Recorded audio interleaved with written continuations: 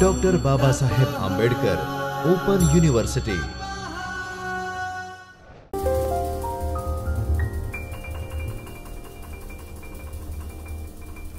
Hello everyone, I Darshana Dalwadi, Assistant Professor, School of Computer Science, Dr. Baba Saheb Ambedkar Open University is welcoming you to the Chaitanya studio of Dr. Baba Saheb Ambedkar Open University in the lecture series of Cyber Security Essential in the lecture series of Principles of Cyber Security.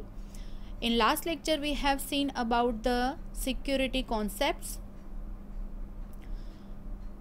then the Indian cyberspace and the definition of cybersecurity. Today in this lecture we are going to see the remaining concepts of cybersecurity. Now first, before moving on that, we need to revise whatever we have done in last lecture. In previous lecture we discussed meaning of cybersecurity, its definition, then Indian cyberspace, what Indian government has done, the steps taken by Indian government, the initiatives taken by Indian governments for cyberspace, then key initiatives launched by Government of India, and security concepts, confidentiality, integrity and availability. Security concepts, confidentiality, integrity and availability. These things we have discussed in previous lecture. Now moving forward to remaining topics, we are going to see today security concepts and basic cryptography. Now we have seen in last lecture that three things are important in any information security system that are confidentiality, integrity and availability. That was called as the CIA triad. Now with this CIA triad, some additional concepts are there which we need to understand and which are important to learn and understand the system. When we are talking about these three additional concepts, it is helping us to make the complete picture of our information security system. Now which are that three concepts? That three concepts are authentication, authorization and non-repudiation. Now when we are talking about this and when we are talking about these three concepts and the concepts we have seen in CIA triad, total 6 concepts we have which we need to understand for any security system. Now understanding each of the 6 concepts will help to implement the robust security mechanism. Now first one we have, that is authentication. Now what do you mean by authentication? For any security system, the primary goal is to focus on authenticity of information and source of the message. This means that the users are authorized and every piece of information comes from the trusted source. Nowadays, authentication system requires more than one factor of authentication. It is called as multi-factor authenticity or multi-factor authentication. In previous era, we were having authentication with the help of only username and password. But nowadays for authentication, only username and password is not enough. We need to add something else with these two things. What are they? We can add fingerprints, retina scan, voice verification, PIN, personal identification number, useful in validating the owner of the fingerprints, and PIN number, which is something that the user is knowing. These are the additional things which we can combine with the password, with which we can have multi-factor authentication. Now, authorization. It focuses on whether the user is verifiably granted permission to do so or not. Whatever task the user is doing, for that the permission is granted to that user or not, that process is called as the authorization.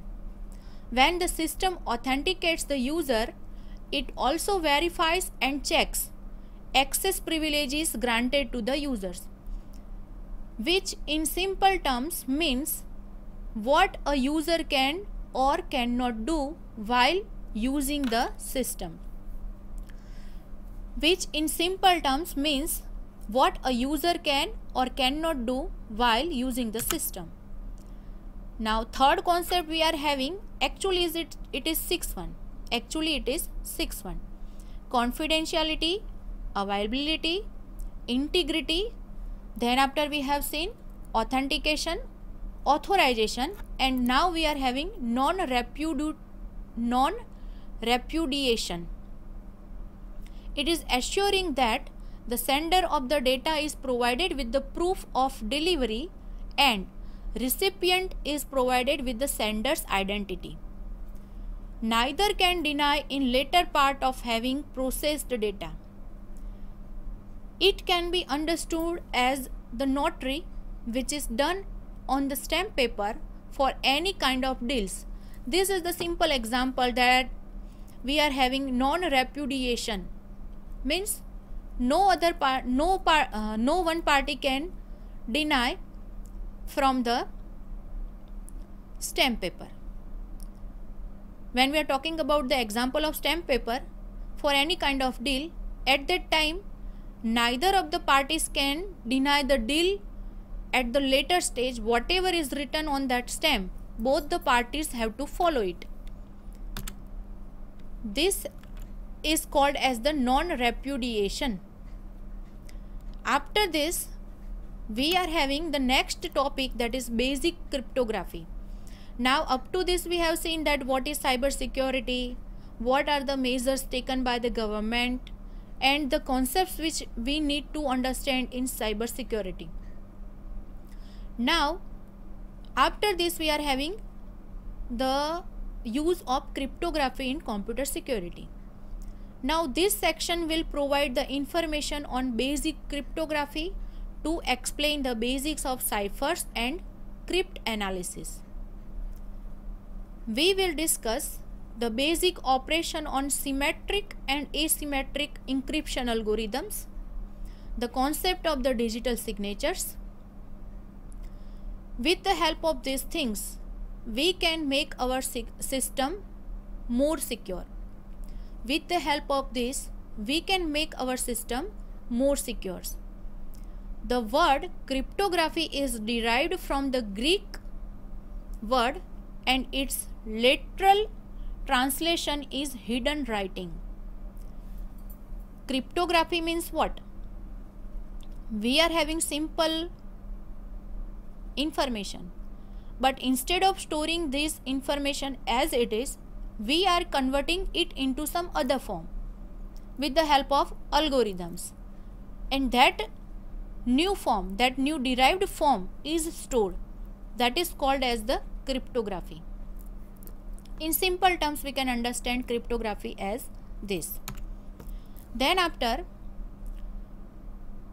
in old times, it mostly used to send the secret messages in a way that the intended recipient can only be able to read.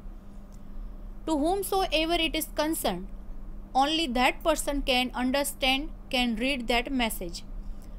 In old time, they were sending the messages in that secret form.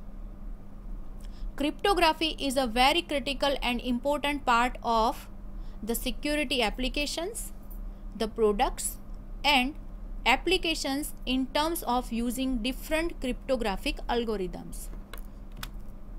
In early around 1900 BC, Egyptians began to use pictographic to convey the secret message. This was known to be a cipher. This is the basic cipher. Cipher means, in simple terms, we can say converting something into some other form with the use of some symbols or some pictographs. Cryptography can be strong or weak. Its strength is measured in time and resources it would require to cover the plain text. We are saying that it can be strong or weak, but how we can decide? It can be measured in the form of time it requires and the resources it required to get the text back. If we require more time, if we require more resources, it means we are having strong cipher, strong cryptography. And if we are getting it easily, then it is called as the weak cryptography. Then after, a cryptographic algorithm is a mathematical function. Now next thing we have, that is how does cryptography work? We are talking about this cryptography, the conversion from plain text to ciphertext, but to do so we need something. That is what? That are cryptographic algorithms. So that comes in picture when we want to have the cryptographic data. Now a cryptographic now what is now what is a cryptographic algorithm? A cryptographic algorithm is a mathematical function which is used in encryption and decryption process. Now cryptography is a science of securing the data. Cryptanalysis is the science of analyzing and breaking secure communication without knowledge of the key. When we are talking about this cryptography, we are having the combination of cryptography plus cryptanalysis. With the help of these two, we are having cryptology. You have the meaning of cryptography. It is the science of securing data. Cryptanalysis is the science of analyzing and breaking secure communication without knowledge of the key. And when we are combining these two, we are getting cryptology. The most common classical cipher is the substitution cipher, which works by substituting each letter in the alphabet with one another when we are writing the secret message. The key here is the number of characters which is used for substitution. Now here we are talking about how classical cipher is working. Classical cipher means simple cipher in which we are having letters which are substituting each letter with another alphabet. Now how we are getting it, that we are going to see now. For example, we can say that I am having one substitution cipher of alphabets A to Z, where I am giving A a new alphabet N. To B I am giving O. To C I am giving P. Likewise, I am assigning different alphabets to different basic alphabets up to Z. So to Z I am having the letter M. So this is what I have done for ciphering my message, for doing cryptography of my message. Using this cipher, the message hello world, using this cipher, the message hello world would be written as URYY B, which stands for hello, and JBEYQ, which stands for world, according to the example of substitution cipher which we have taken here. If I am having other substitution cipher, then my message would be different. It is a simple substitution cipher which is known as Caesar cipher. The cipher which we have applied here, the substitution cipher which we have applied here, is the simplest example of substitution cipher which is known as Caesar cipher. Now we are having two type of encryptions, symmetric encryption and asymmetric encryption. Symmetric encryption and asymmetric encryption. Now in symmetric encryption, we can say that it is also known as conventional encryption. Symmetric encryption is also known as conventional encryption. This was introduced in the late 1970s. This technique is used to provide confidentiality to data transmission. There are two well-known symmetric encryption algorithms. First one is Data Encryption Standard, DES, and Advanced Encryption Standard, AES. Both algorithms are block ciphers. The examples of block cipher encryptions. Both algorithms are block cipher encryption algorithms. Here you can see we are having one plain text input that is called as X here. Then we are applying some encryption algorithm with the secret key shared by sender and recipient. Key is K here. After applying encryption algorithm, we are getting some transmitted ciphertext. We are getting some ciphertext, that is Y. Y is equal to encrypted form of key along with the plain text input K. With the combination of these two, we are getting the new ciphertext which is transmitted at the receiving side. At receiving side, what happens? With the help of secret key, which is shared by the sender to recipient, they are trying to apply the decryption algorithm. Whatever encryption we have applied, we just have to do the reverse of that encryption. What it will do in turn? In turn, it will decrypt the information. Means we are doing the reverse process. So now when we are applying the decryption algorithm, at that time we are receiving original plain text what the sender has sent to the recipient. This is called as the symmetric encryption model. Now in this we need to understand some terms whatever we have used here. First thing we have, that is plain text. Now what do you mean by plain text? Plain text is original message or data which is provided as input into the algorithm. In simple terms, we can say the input which we are providing in algorithm, that is called as the plain text. Then second thing we have, that is encryption algorithm. Now encryption algorithm is what? Which is used to perform operations on the plain text. On plain text, whatever operations we are performing, that algorithm is called as the encryption algorithm. Third thing we have, that is secret key. Secret key is also an input which is provided to the encryption algorithm. We are having encryption algorithm.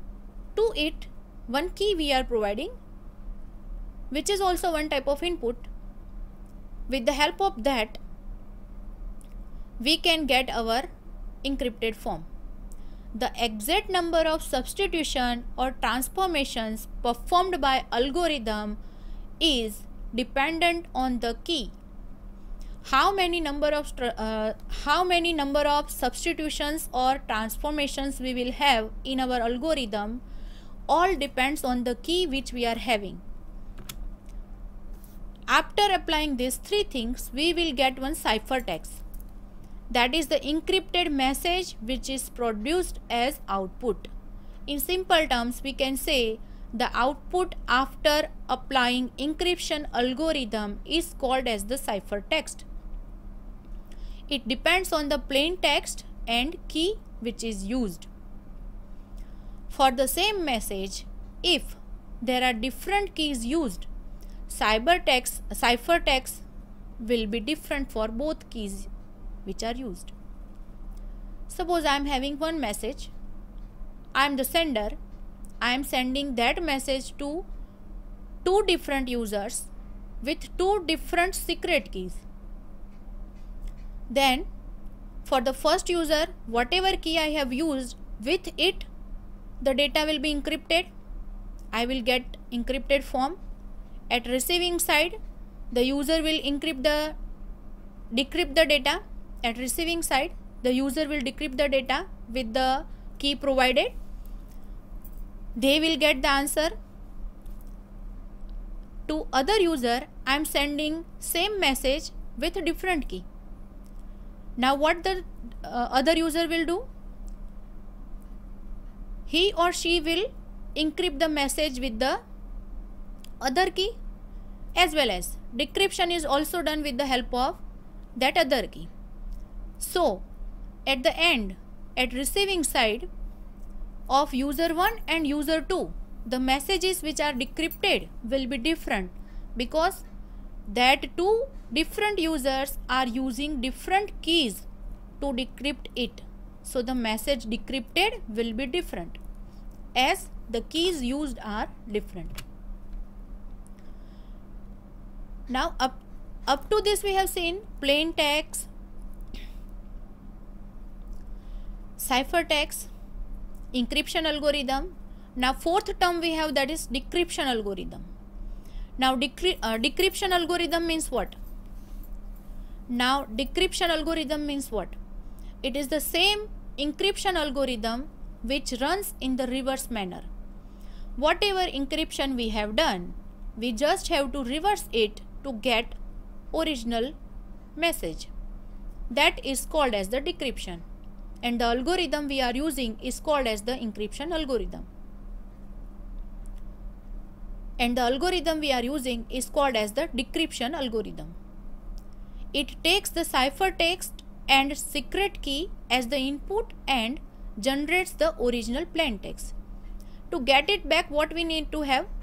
We need to have the ciphertext and the secret key. That will be the input. It will apply decryption algorithm and will get the original plain text. There are two requirements for the symmetric encryption algorithm. First one is strong encryption algorithm known to both the parties, sender and receiver, and the secret key should be known only to sender and receiver.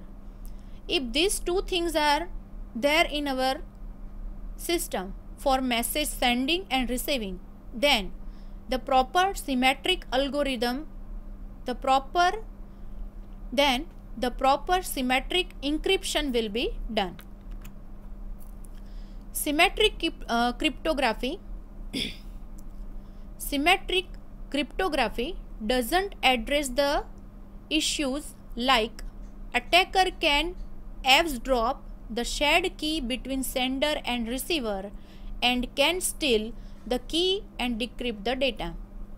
Sometimes we may have some issue like this, like sender is sending the data, receiver is receiving the data, but before the receiver receives the data, attacker is stealing the information in between that transmission.